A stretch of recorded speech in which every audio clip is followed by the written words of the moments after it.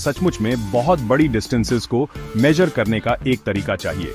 Kilometres या miles से काम नहीं चलेगा। नंबर्स इतने बड़े होंगे कि समझ में ही नहीं आएंगे। तो एस्ट्रोनॉमर्स एक यूनिट यूज करते हैं जिसे लाइट ईयर कहते हैं। लाइट ईयर टाइम का मेजर नहीं है, जैसा कि इसका नाम कुछ लोगों को सजेस्ट कर सकता है। यह डिस्टेंस का मेजर है।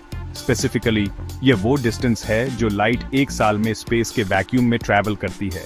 लाइट यूनिवर्स में सबसे फास्ट चीज है जो लगभग 3 लाख किलोमीटर पर सेकंड की स्पीड से ट्रैवल करती है। यह सच में इनक्रेडिबली फास्ट है।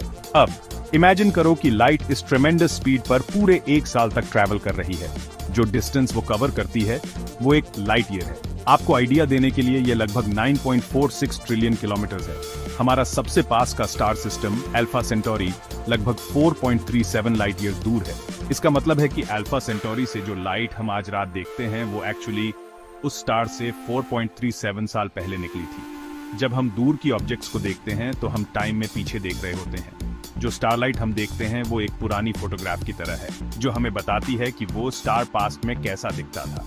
लाइट ईयर्स का यह टाइम ट्रैवल वाला एस्पेक्ट ऑब्जर्वेबल यूनिवर्स के एज को समझने के लिए क्रूशल है।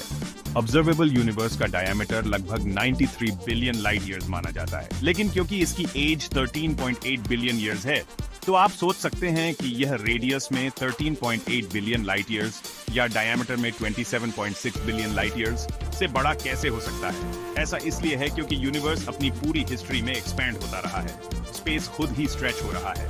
तो एक ऑब्जेक्ट जिसने 13.8 बिलियन साल पहले लाइट इमिट की थी वो अब 13.8 बिलियन लाइट ईयर्स से कहीं ज्यादा दूर है।